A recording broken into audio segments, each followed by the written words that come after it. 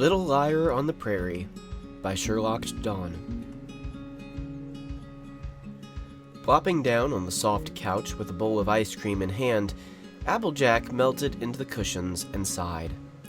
It had been a harder week than usual, and she was overly grateful the weekend was here so that she could have a bit of time to recuperate before Monday. Grabbing the remote off the coffee table, the blonde turned the television on and opened up the DVR, finding the next episode of Little House on the Prairie that she had saved to watch for later. Applejack hummed along as she heard the tune of the familiar opening title and moved around a bit to get comfortable. Just as the episode really got started, there was a knock on the front door, before it opened slowly and Rainbow Dash stepped through, grinning sheepishly. "Hey, babe," Rainbow greeted Applejack as she shut the door behind her and walked over to where the farmer was sitting. "Hi, darling," the cowgirl replied before Rainbow ran her hand over Applejack's scalp and bent over for a kiss. Pulling away, Applejack spread her legs and patted the space between them, motioning for Rainbow to sit. Rainbow complied, sitting down and leaning against the taller girl, earning a peck against her temple. "How was your day? You look tired." "Long, hard, exhausting. You wouldn't think 2 days without extra help would wear you out so much, but it does. How was your sugar? Practice go okay?" The athlete shrugged. "Meh, it was alright. Spitfire was in a mood today. Everything we did was wrong. Oh, what's in the bowl?" Rainbow asked curiously, nabbing it out of Applejack's grasp before she could respond. Taking a bite of the sweet substance, she frowned and handed the bowl back. "Chocolate chip cookie dough. Oh, that's gross. Rocky Road is where it's at, yo." Applejack snorted. "Then maybe you should bring your own instead of complaining about it every time you come over. Besides, Mac picked it out. It's his favorite," she added as she took a bite of her own. "Nah, I gotta have something to give you a hard time about. That's my job, you know." "Oh, I know, and you do your job real well." "Yeah, I do. Nothing but the best for you, Jax. By the way, did you use the shampoo I like? I can smell it. It makes me want to bury my nose in your hair creepily." Laughing, Applejack nodded. "Yep, I picked up a bottle while I was out at the store earlier, since I know how much you like it." "You should use it, all the time. It smells like fresh citrus. It makes my mouth water." "I'll keep that in mind." Focusing her attention on the TV, Rainbow grabbed the corner of the throw blanket that was laying on the back of the couch and pulled it over both of them.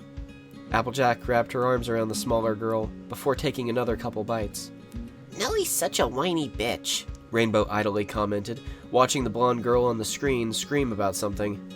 "Yeah, I ain't too keen on her, or her mama, to be honest. They make great antagonists for the show, though."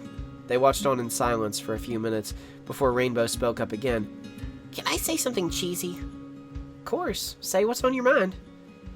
"I can't wait till our house is finished, so I don't have to come over here and just hang out with you." What do you mean? You know our house is being built on the property. You're still gonna have to drive out here every day." "Yeah, but I won't just be coming over. I'll be coming home. For the first time in my life, I'll finally have somewhere to call my own.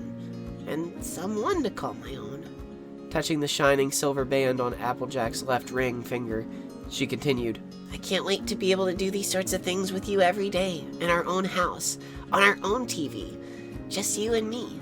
And maybe a dog or cat or something. We've got to have something to keep our feet warm at night." Smiling widely, Applejack leaned down to kiss her fiancé tenderly, eliciting a small moan from her lover. "And I can't wait to marry you, Rainbow.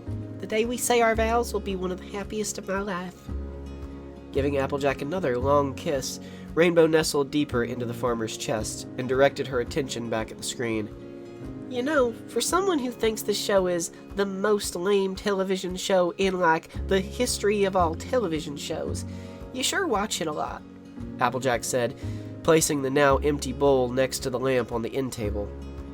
No, I don't. I only watch it when I'm over and you're watching it." "So you're coming over every Friday around 8, which it just so happens to be when I put the show on, is just a coincidence?" "I can't help if when I want to spend time with you coincides with your show, because I'm totally here to hang out with you, not to watch TV." Applejack raised an eyebrow. That's why you told me to stop trying to get frisky with you and be quiet when the season 3 finale was on last month? Because you weren't watching it? You're such a liar. Okay, maybe I was watching it a tiny little bit because it was intense. I mean, they were losing all their crops and had to leave their home. But also, your family was upstairs, and I didn't want them seeing that if they came down. I was looking out for them. I'm a hero, really. You could hear both Big Mac and Granny snoring. Apple Bloom was at Rary's. Out of excuses yet? Just admit it, you like the show. No. Admit it, or no fun for a month. Rainbow crossed her arms and huffed. Fine, I like it a lot. Even though it's super lame and totally not cool to watch, I like the stupid show. There. You happy now? Yes, very much. Thank you. Now snuggle with me, and let's see how many episodes we can get through before we fall asleep. Rainbow laughed. Sounds good to me.